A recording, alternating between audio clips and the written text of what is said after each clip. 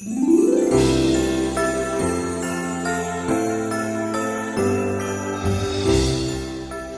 Christmas season from Million and I. So this is my little Million, and I thought I'd just hold him up for you. He hopped in the car on the way to the office, and I was like, oh my goodness, like I am not going to tell my little guy that he cannot come to, and he finagles his way in. I don't know about your doggies when you go to leave the house. This little guy finagles his way into my car every time, and I just couldn't tell him no. Oh, meal, I couldn't tell him no. So this is my little Million guy. But we want to talk to you just for a minute together. You want to stay with me? You want to hop down? He likes staying here.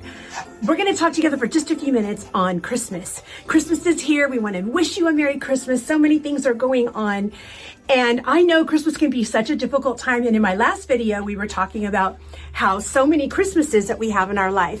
You'll have one or two or three that are amazing, and then there'll be one that's not good. Don't let that one Christmas that you might be having this year, that might be a struggle, or it might be difficult, or there might not be great things happening in your life and in your world. Don't let yourself think, this is it. No, just do your time, get to that Christmas, because there's going to be another Christmas that comes along. So I want to read to you Isaiah 52:7, and it says this: how beautiful upon the mountains are the feet of those who bring the news of happiness, the news of those who proclaim peace, the news of those who bring good tidings, the message of what's to come. That's good tidings, the message of what's to come. Here's the deal.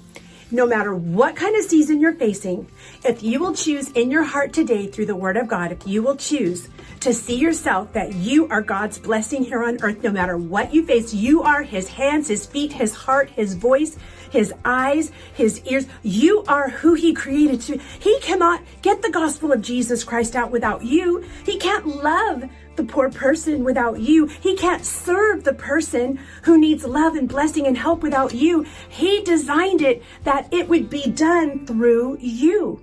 How beautiful today are your feet.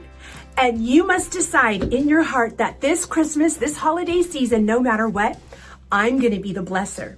I'm going to be the bringer.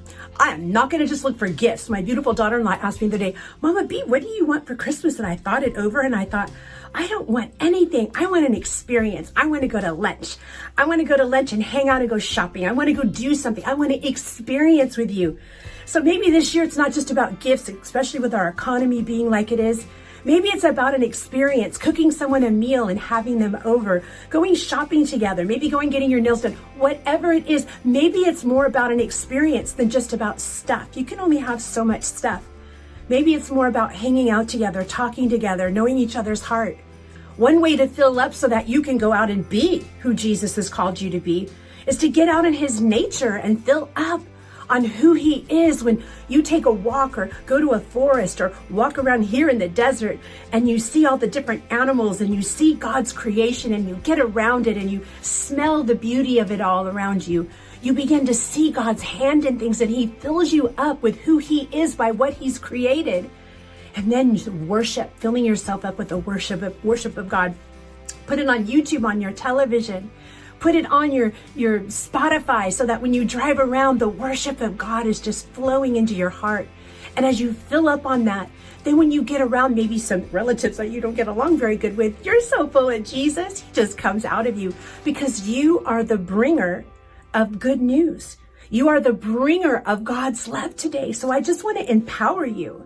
Maybe right now you could comment and just say, you know what? This is how I plan to be the love of Jesus this Christmas. This is how I plan to be who God has called me to be. I'm going to be someone who brings the love of Jesus. Maybe you could type down, like, are you going to go somewhere special? Are you going to go to an old folks home? That's what we do. We adopt grandmas and grandpas here at our low income senior center. And we're going to show up with all their prezzies. And I was just down in the lobby, and people are already bringing in their presents to deliver to beautiful old people who never get to have a visitor and who are on extremely limited income and just in a sad place. they need the love of Jesus. So we're going to go and we're going to be those beautiful feet on the mountain and be that one. What's a child that you could invest in and love on? If you're here in Yuma, Arizona at Champion Church, we do a live outdoor production called Jesus is Born. It's actually world renowned if you think about it, because we had a movie come here, use our sets, use all of our props, use our costumes, and literally took what we do with Jesus is Born, and it's actually on a movie, 40 nights, all of our stuff. Most of the people in the movie are from Champion. Like, it's so amazing that little old Yuma, like who could ever, be used on the backside of the desert? We can. Sometimes people go, what's in Yuma? I'm like, we are, you're not, we are. God called us here. I'm happy to be here. This is a blessing to be in this city. When we came to this city, we revolutionized it. Now there's other churches revolutionized. We're doing it all together. It's amazing and wonderful. But when we first got here, we were like trendsetters. We were like pioneers, like, woohoo. We had just come out of a difficult country, and we're like, nothing could be more difficult than where we came from. We just took what we knew to do and we did it. And God has multiplied it abundantly, because we just chose, no matter where God put us, He put me here. Of course, if I spun the wheel, I would want to go to somewhere fancy dancy that had more than one Ross, one Marshalls, one Beals, one of everything. However, now we have 2 Rosses, so we're really up in the city, and we have a lot of Walmart, so we must be doing something right. But of course, I would have picked some fancy dancy place, but this is where God put me, and my feet are beautiful here because I bring the good news of Jesus. Even when I was in the hospital, I would go around and pray for people. I was sick. I was holding my hospital gown behind my back, and I would bend down and pray for people.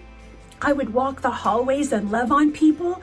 You don't want to wait until everything is perfect to take the love of Jesus. You don't want to wait until the mountain is just at the right level and the right size and the right space. No. You go right up that mountain. How beautiful are the feet that go upon that mountain, that are willing to take the love of Jesus. No matter where you're at, no matter what city you're in, no matter what state your body's in, you could write Christmas cards. You could make phone calls. You could text somebody. There's always ways to show the love of Jesus, because that's how God made it. God made it that if this world is going to change, beautiful one, it's between you and me and nobody else. Nothing going to come right down out of heaven and do it for us. We have been gifted to be here, to be the light, to be the love, and to be the Christmas of Jesus.